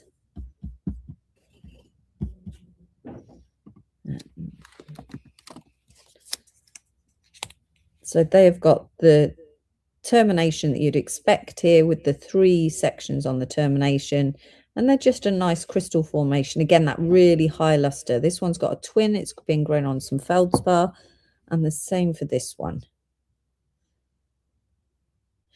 How big was the biggest garnet you picked up? Well, Michael, did you watch the show last night, Michael? I can just bore you slightly. Video. Let me see if I can show you this video. I can't see the picture. It's rubbish. I'm guessing which one it was. No, not that one. Why is that the way? Let's remove that one. This one went in the truck. This one. That one, I think, went in the truck. That actual one. Let's just remove that a minute. Or one very similar to this. It was so heavy I couldn't lift it, because garnet, as you know, is a really heavy mineral. So 2 guys lifted it in the truck for me. So it's probably, I reckon it'll be a 30-kilo piece. But I was so excited because these are I'll just bore you a second, Michael, if you missed the show. So these are garnets that have all grown together in a cluster. So if you look closely, I don't know if I can make it any bigger. No, I can't. It doesn't make it any bigger if I remove me. If you look closely, you'll see that they are a cluster of garnet crystals. Some of them are just massive. And I just couldn't resist. I couldn't resist. I thought, I've got to have this as a doorstop. So, I mean, it's going to be one hell of a doorstop, and it might well damage the door. But it was massive. Yeah, it took 2 of them to get it in. So let's see. You never know if everything that you put in the truck is going to come back to you. But fingers crossed. Yeah, that we can see. We can get it over to the UK. And some of the garnets that we saw, other than that, individual garnets are probably about that big. But again, really heavy. They'd be great doorstops as well, really heavy. And these were spessartine garnets, so they're like an orangey color. They're just really cool. Yeah, really cool. But nothing gem quality, absolutely nothing. And that was the takeaway that I was saying last night. The key part is that here there were hundreds and thousands of garnets. The floor was covered in them. There was the big clusters of garnets. It was so interesting. But I was hunting for just one gem quality that I could have cut and made into something, you know, as a memory, but nothing gem quality. That's how hard it is to find gem quality garnet. I adore the big individual garnets. Garnet, because it grows in the round shape, is just such a fun gemstone, isn't it? It's really nice to have. Yeah, they're just beautiful. It was so interesting. Right, I can put these ones. Oh, not that one. That's my garnets. Let's remove that one. Back on the stage. There you go. Yeah, and I did find a guy who'd got a couple of gem quality crystals who came up. They were a lot of money, and I ummed and ahed, and so I said no, and then I immediately regret it. And then the next day we tried to get hold of him, but in Namibia you can't just pop back. It probably took him 6 hours to get to us. And so it was too late. I tried to sort out meeting him on the way home if he could come out to the city near the airport, but it was too late. I should have just bought it. I should have not overthought it, because I would definitely have made something incredible. Or, I could have sold it. It wasn't silly money. So yes, the regrets you have sometimes are bigger, aren't they, than the things you actually do buy in your mind. So right, okay, I've done all of those. Just 1 second. What else do you want to see, everybody? Just a sec. I don't think my tracker's working very well.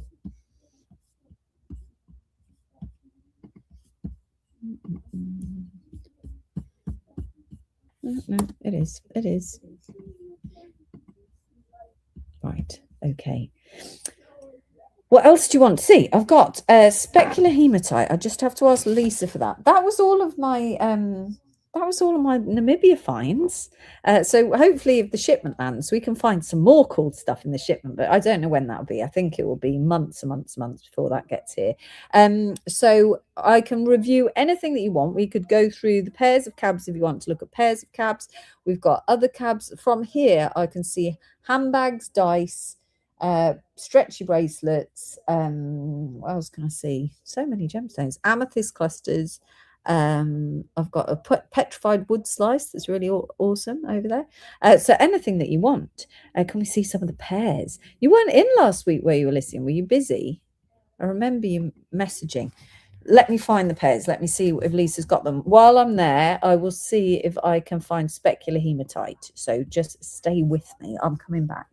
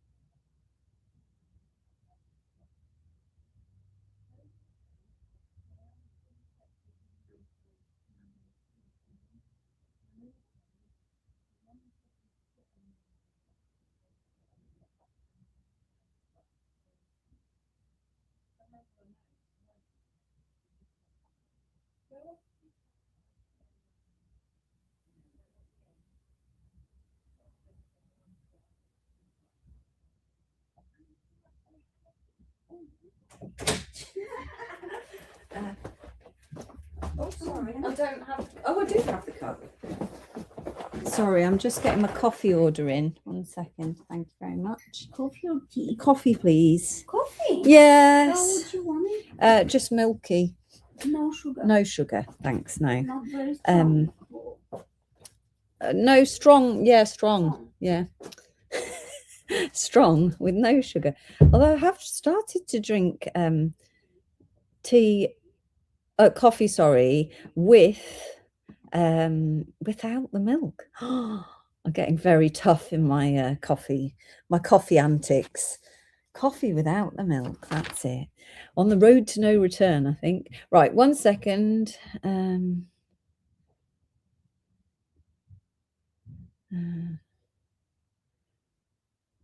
Oh, we've got something very exciting happening next week. Have I told you what we're doing next week? I'll do that and then I'll come on to the pairs of cabs, I promise. So next week we're going to put a post out. I'm just checking it from Emily. We're putting a post out because we've launched a new jewelry brand, not jewelry brand. We've launched a new business called Behind the Jewelry, and it's all about stories of behind the jewelry industry. So it's the stories of the people and the businesses and everything, all positive stories behind the jewelry industry. And it's going to be lots of fun. It's going to be a social media based business, and you can follow along and meet whoever you want behind the scenes. We'll do lots of behind the scenes footage. Now, within that, I decided that the hot topic at the moment is metal. So what do we want to know about metal and why the prices are really high? So I found one of the industry's leading metal experts, and his name is Philip, and he works for a company called Metal. He owns a company called Metal Focus, and Metal Focus is a company that does analytics for metals across the world. So they analyze all the metal markets and they feed data into the world. So not just jewelry, but everything.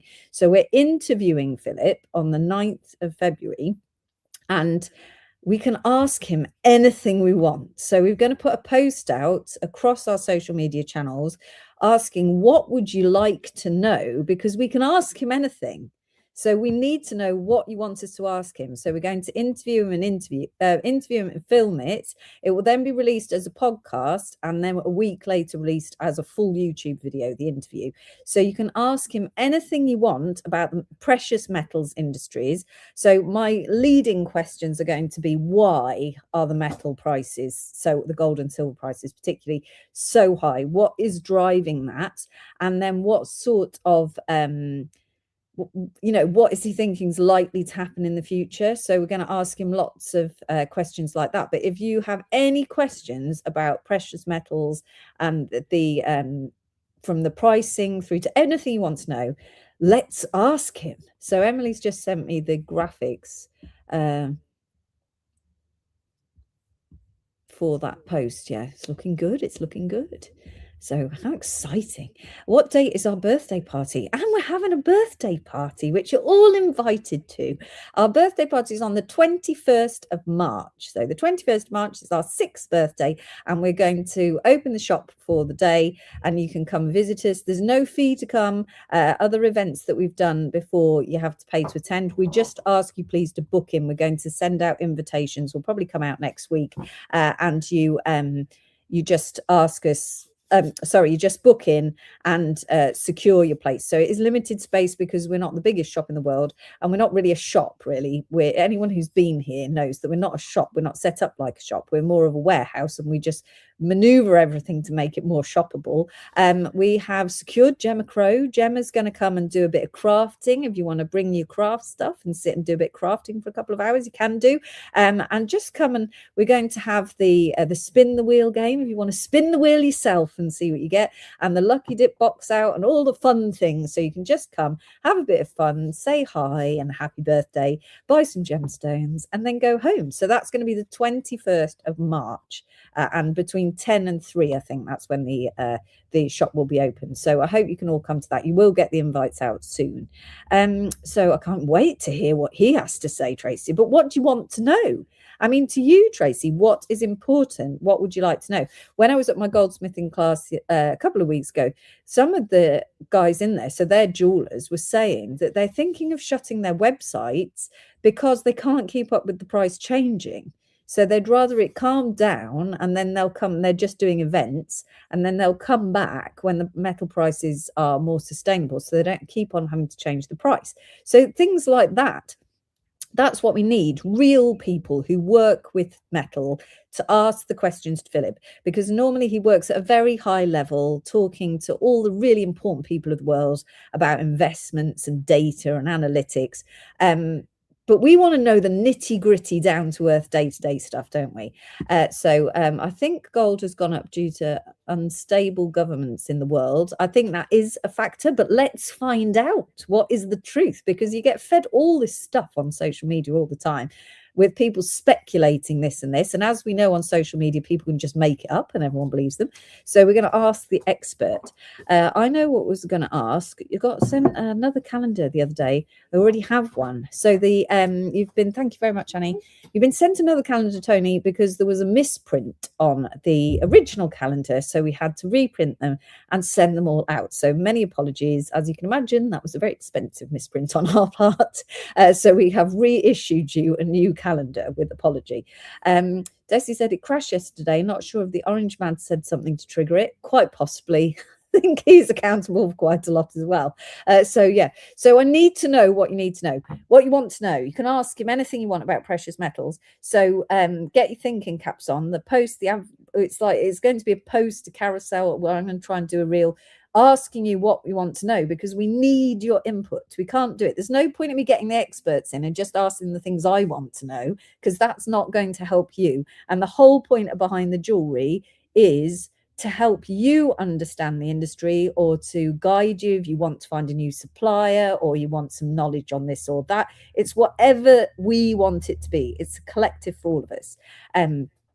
Do we have more calendars? We do. I think they're on the website, Shahzane. If you want to order one, you can order a calendar. Just search the website for calendar and you'll find one. Right. Okay. Cabs, pairs.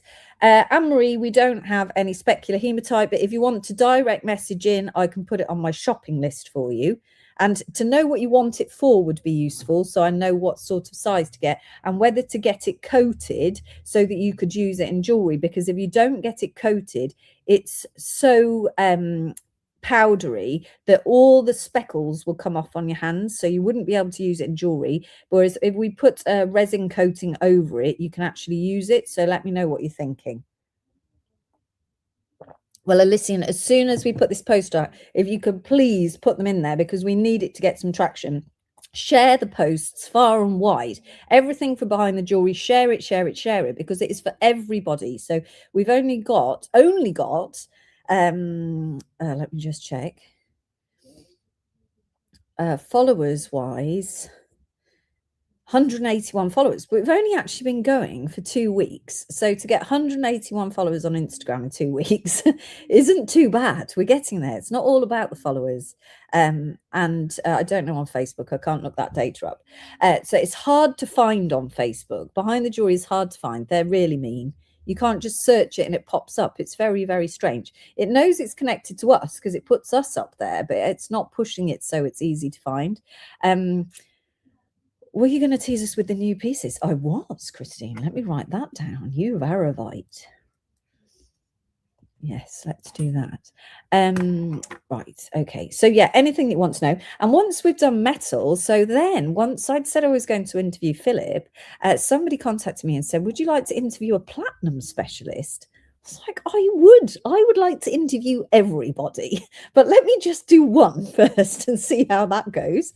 And then we're going to be running a podcast, a weekly podcast about all the people behind the industry and interviewing them about their journey through their career. So you're going to hear all about anyone that you want to know, from a bench worker, a designer. We've got like the head of the jewelry trade. I've got someone who owns 400 shops. I've got a girl who works in a manufacturer who runs who does the little events like the Goldsmiths Fair and things like that, making silver jewelry, a whole array of people and their journeys within the industry and how they've got to where they are now.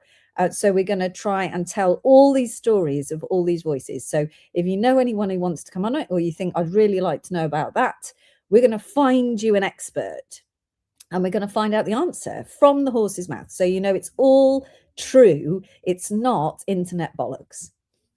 That's it. If you don't like the internet bollocks, you have to find a way round. That's what I've discovered. Instead of getting extremely frustrated with the lies, let's resolve. Let's find an honest, informative place where you can trust the information. Right, pears. Let's do some pears. We have got, in the pear world, Lisa said I have to check out the tracker from last week to make sure that I don't sell anything from last week. So let's do that. We don't want any accidents, do we? Right. Yes, this one we can do. Maybe not my usual style, Tony.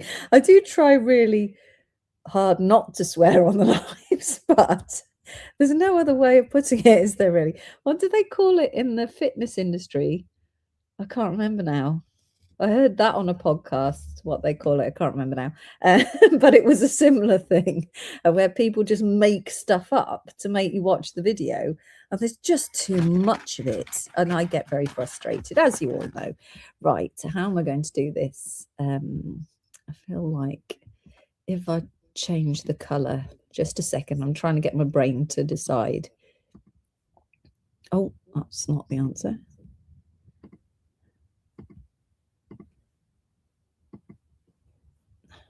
That's not the answer either. Right, let's try that.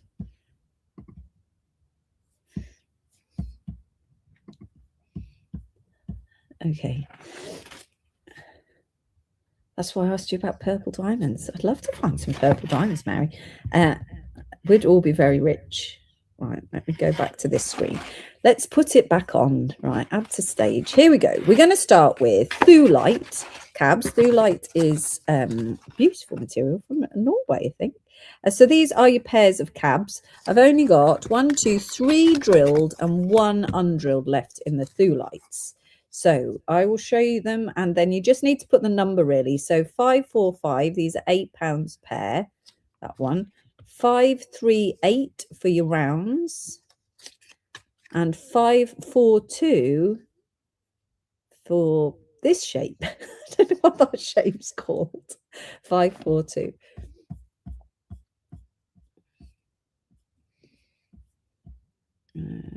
Where are you, Thulites? Here you are. 538 has gone to Elysian. Did my tactic work? Of course it didn't. Oh, pop it. No. Why are you not working? Oh, it's working now. No. Right, you got 538. That's gone. Everybody wanted that one. 538. Sorry, that one has gone. I'll put it over here. I've got those 2 left if anyone wants these. These are the drilled pairs. Do you not like this shape then, everyone? 545 and 542. I like it. And I imagine that when it hangs, if we take one off, I've lost my memory wire. She's very annoying. Got some in my bedside drawer, as you do, memory wire. I think it's going to hang quite nicely. Or do you think it won't hang nicely? I'd be interested to know your thoughts, because that shape is manufactured quite a lot. Maybe I should test it. Oh, thank you, Jane. It is hard to find, isn't it? The more people that follow it, apparently it will become easier to find.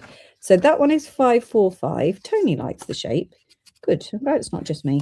That one is 542. Undrilled, 549. Same shape, undrilled, 549. That's all the Thulites we've got left. Right, then what else have we got? A couple of Seraphinite. No, nobody for those. Seraphinite is 490s. I just have to double check. We don't want any accidents, do we? 49. This one is drilled. This is also the £8, 493. I've not got my lights in the right place, so it's very green, this one. 493. 495 for the round ones. These are also drilled. I wonder if I can bring that light a bit closer. Is that any better? 495. Oh, love this one. 496. I think these were played right at the end of the live where we'd done, you know, something like 800 pairs of cabs or something. 495 has gone to Elysian. No, I want it to be orange. Won't make it orange. Where's my tech support? Karen, don't you normally do my tech support? No. Mean, it's mean. Now will you make it orange? Yes, right. 495, that one's gone. 496 has gone to Sharon. It's very loud, my typing, isn't it?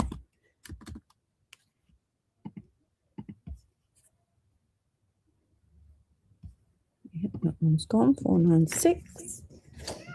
I've got 497. 493 has gone to Tony.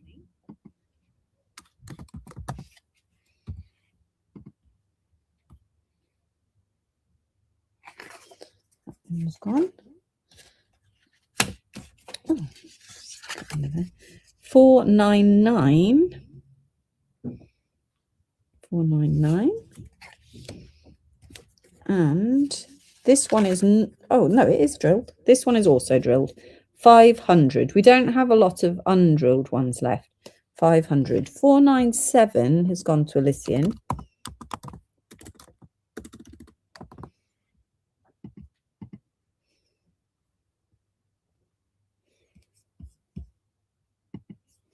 Okay. 497 has gone.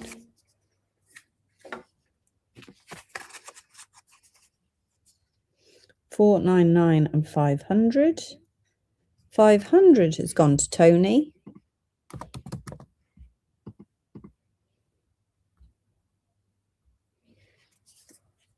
And just 499 left.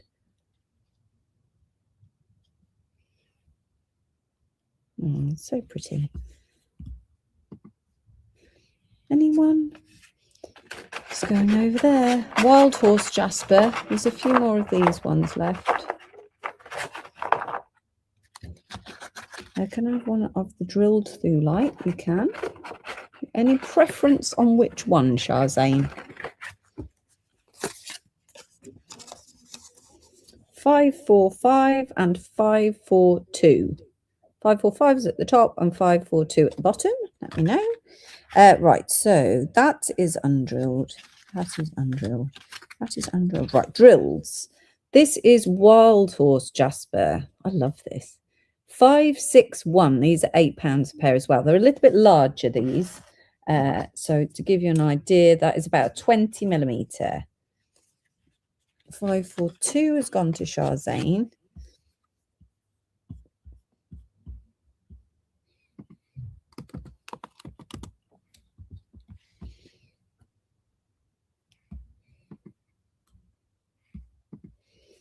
That's yours. Right. I wish governments would stop making my life harder so I can buy from you again. I have a reliable and ethical supply. It's important to me. Oh, thank you, Mary. Me too. Let's hope they quit making trouble for us. Tony says, I've got some of these and they are amazing. Thanks, Tony. Right, so 561. Let's double check that we haven't sold it. 561. Oh, that's so cool. Look at this. 559. 559, yeah. 557. These are all drilled. 556.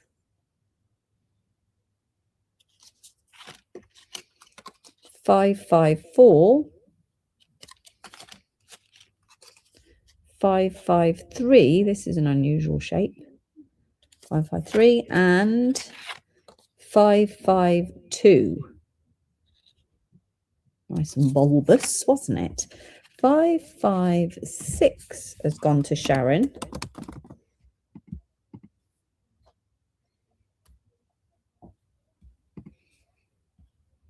It's already gone, I'm afraid, Tony, that one. 556. Now, in the undrilled, if you like undrilled, 566 for your triangles, 567, and 568. They are in your undrilled. 553 for Tony.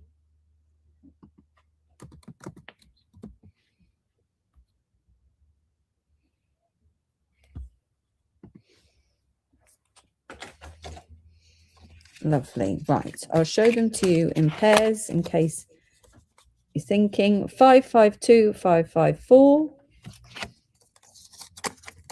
557, and 559, and 561. 568 has gone to Tony. Are you going to come to the birthday party, Tony? That's lovely. Right, okay. Everybody finished with those.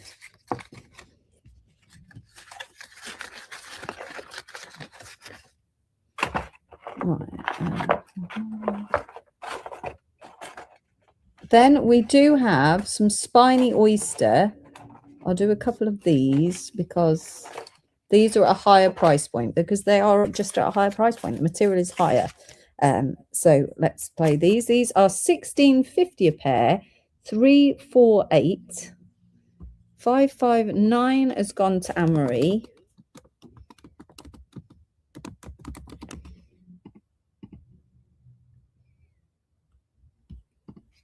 Right. So that is 348.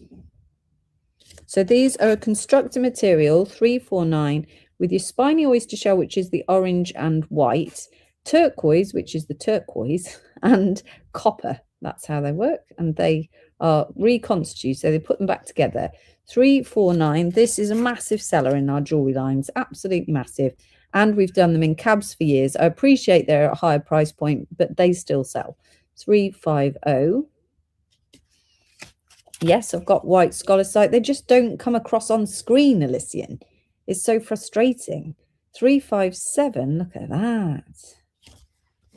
And 358. That's 1650.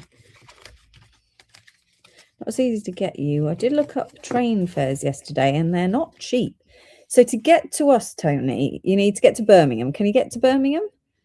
And then, so if you do train, you need to go into Birmingham New Street and then change to get up to Redditch, and that will bring you to us. I don't know train prices, I'm afraid. We're certainly easy to get to by car because we sit on the entire Midlands motorway network. We're easy to get to by plane because we're 20 minutes from Birmingham Airport. So, but by train, that could be a different kettle of fish, I'm afraid. Yeah, we're not probably, trains generally not so reliable, are they? But we would really like you to come. I'd like to say we'll put a minibus on from Birmingham, but realistically, I don't think I can do that. Although I would like to think I could. But right, white scholarite, 472. They're just really hard to get them on the screen. 474. 475. 473. 480. 477. I've put a review on Facebook for 500 gems. Hopefully it will give you more coverage. Thank you, Jane. That's kind. 472. I didn't check my codes, did I? These are fives. They're not fours. Are they? They are fours. Oh, that's me. I'm in the wrong place. 472. Yeah, it's me. Of course it's me. Elysian 4472.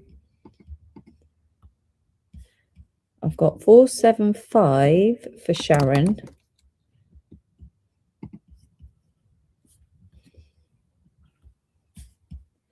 473 for Elysian.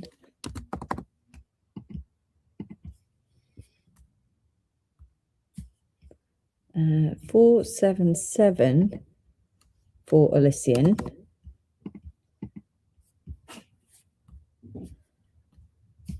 I've got 475 is already gone, I'm afraid, and Shazam 473 is already gone. Sorry. Let's take them out. 477, 475, 473. I'll keep going though, there's more, so don't panic.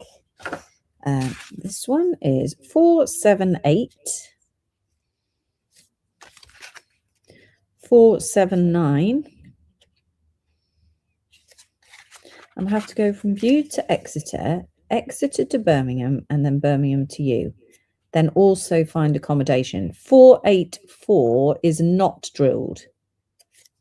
That's not drilled. This one is drilled. 479 has gone to Shazane.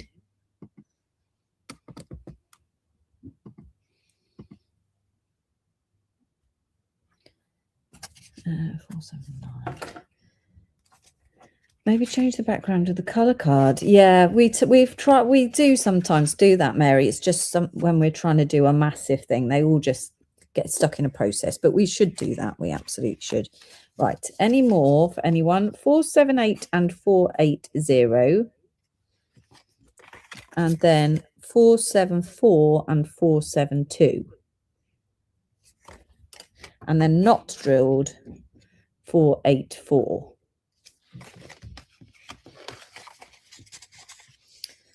So we've done those.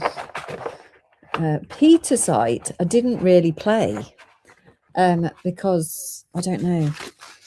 I think I felt a bit paired out, so we didn't really play Petersite, but they're really pretty, particularly this pair right in front of me. Bude to Exeter, Exeter to Birmingham. So you're down like Cornwall way. Is that Cornwall or Devon? It is a long way. It is, Tony. I feel the pain. Right, Peterside. Look at this one. If you are in a hotel in Redditch, we can pick you up. You don't have to. We can come and get you, so that's not a problem. Yeah, if you're staying in a hotel, and we could pick you up from the train station and take you to your hotel. That part's not a problem either. But it's the train part. Hilly would like 474. Let me just put you in there, Hilly. 474. Right. Petersite. So nice. Look at this. Right. So this is the problem. It also doesn't show up very well on camera. So this Petersite's got the coolest chatoyancy at the top there. 478 has gone to Amory.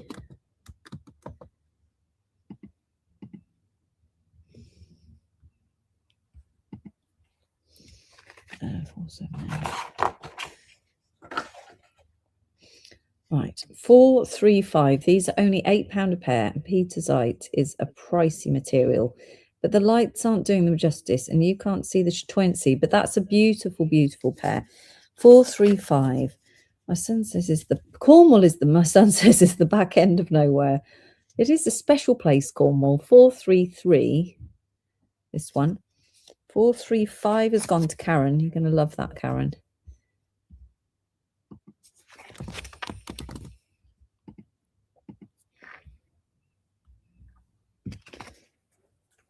Right, 433.